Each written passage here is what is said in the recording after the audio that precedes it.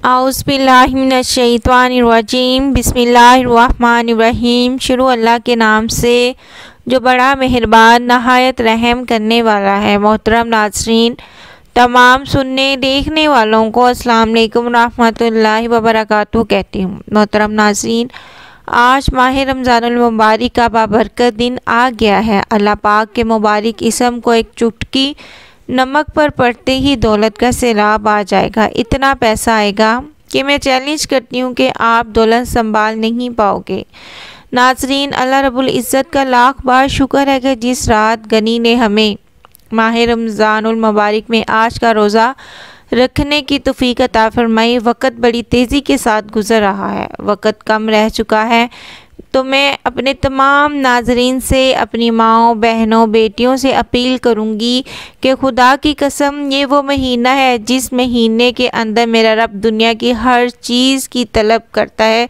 तो जो बंदा हर चीज़ की तलब करता है तो मेरा रब उसको अता कर देता है। वो मांगो, वो मेरा रब कहता है मैं तुम्हें दूंगा। अगर बख्शिश की ज़रूरत महसूस करते हो, बड़े बड़े गुनाह किए हुए हैं, ज़ना किया है, शराब पी और बेतहाशा लोगों के साथ जुल्म किया है और चोरियाँ की हैं, डकैती की है, सूद लिया है। नाज़रीन, ये मेरे अल्लाह का एक मुक़द्दस महीना है। ये वो अशरा चल रहा है मग़फ़रत का, जिसमें इंसान अगर सच्चे दिल के साथ अल्लाह के सामने तौबा कर ले तो मेरा रब इस इंसान के सारे गुनाहों को माफ़ फरमा देगा।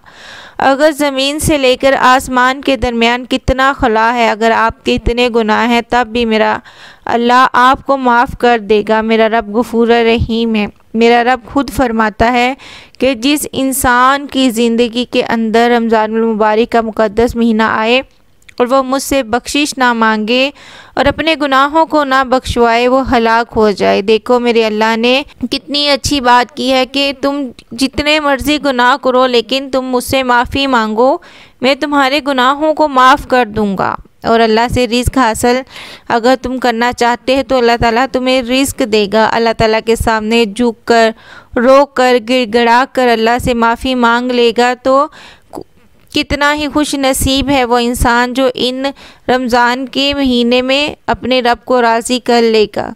तो कुछ बदनसीब लोग ऐसे भी हैं जिनकी ज़िंदगी के अंदर मेरे अल्लाह ने ये मुक़द्दस महीना दिया, ना उन्होंने शराब छोड़ी, ना उन्होंने झूठ छोड़ा, ना उन्होंने रोज़े रखे, ना उन्होंने नमाज़ों का एहतमाम किया, ना उन्होंने कुरान मुक़द्दस को पढ़ा, ना उन्होंने जुल्म को छोड़ा, ना उन्होंने ज़ना को छोड़ा। आज वो बदबख्त इंसान हैं।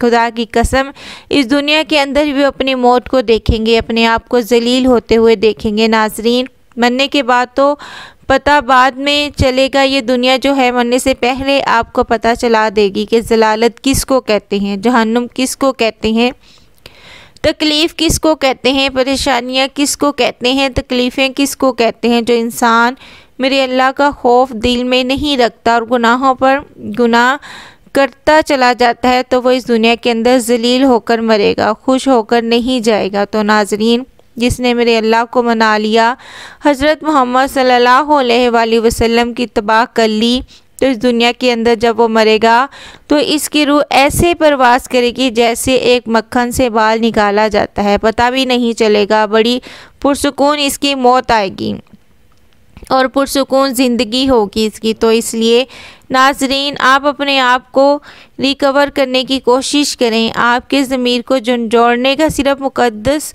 मकसद ये होता है। हमारा जो चैनल है ये सिर्फ इंसानों की इस्लाह के लिए है, इनको राह रास्त पर लाने के लिए है। तो इसलिए मैं अपने तमाम नाज़रीन, अपनी तमाम माँओं, बहनों, बेटियों से, अपने काबिल एहतराम बुज़ुर्गों, भाइयों से ये अपील करूँगी, खुदारा अपनी ज़िंदगी को बदलो। ये मौका है, मौका चला गया तो फिर ख़त्म। तो आज जिन घरों के अंदर पैसे की कमी है, रिस्क की कमी है, इनको एक ख़ास वजीफ़ा बताने के लिए आपकी खिदमत में हाज़िर हुई हूँ। तो आपने इस तरह करना है कि जब इन अफ्तारी का वक़्त होगा तो अफ्तारी से पहले किसी भी वक़्त आप ये अमल कर सकते हैं। आपने एक चुटकी नमक ले लेना है और इस नमक को अपने पास रखकर खामोशी से बैठ जाना है। बिल्कुल अकेले तन्हा कोई आदमी ना हो और अपनी आँखों को बंद करो। आंखें जब बंद करोगे तो तसव्वुर दिल में अपने रब का रखना है कि मुझे मेरा रब देख रहा है। तो आपने अपने सोने नबी हज़रत मोहम्मद सल्लल्लाहु अलैहि वसल्लम की ज़ात पर 3 बार दुरूद इब्राहिमी पढ़ना है। दुरूद इब्राहिमी पढ़ने के बाद फिर आपने इसके बाद नाज़रीन सूरत फातिहा को 3 मरतबा पढ़ना है और इसके अलावा सूरत बकरा की आखिरी 2 आयत इनको भी आपने 3 मरतबा पढ़ना है।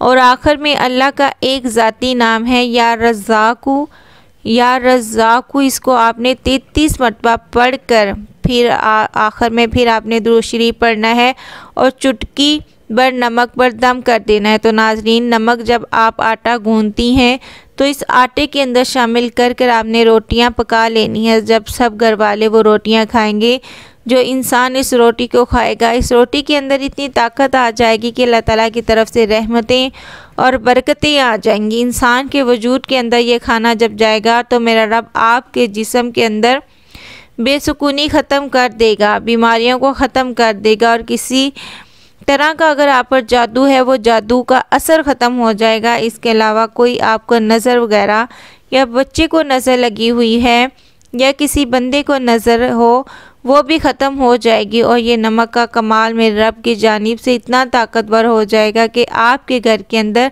रिज़्क की फरावानी होना शुरू हो जाएगी और वहाँ से रिज़्क आना शुरू हो जाएगा जहाँ से आप गुमान भी नहीं कर सकते। नाज़रीन, ये अमल छोटा सा है, नमक खाना खुद भी है, लेकिन इस नमक के अंदर मेरे रब की 2 कुरानी आयात और सूरत फातिहा का इतना असर है कि अल्लाह के एक नाम का और दुरूद पाक का की वजह से आपके घर के अंदर अल्लाह की रहमतें, बरकतें और सलामती नाज़िल होना शुरू हो जाएगी। ये अमल छोटा सा है। अल्लाह के इस अमल को जब आप करोगे मेरे भाई, आजमा कर देख लो, आपकी ज़िंदगी जो है वो बदलती नज़र आएगी। इसके बाद आपने दुआ भी मांगनी है कि अल्लाह मेरी फ़लाँ हाजत पूरी हो जाए, मेरा फ़लाँ मसला हल हो जाए, जो भी आपके मसाइल हैं, और आपने वो दुआ भी मांगनी है। इंशाअल्लाह इस अमल की बरकत से अल्लाह पाक आपके ऊपर खुसूसी रहमत करेंगे, आपके मसले हल होना शुरू हो जाएंगे।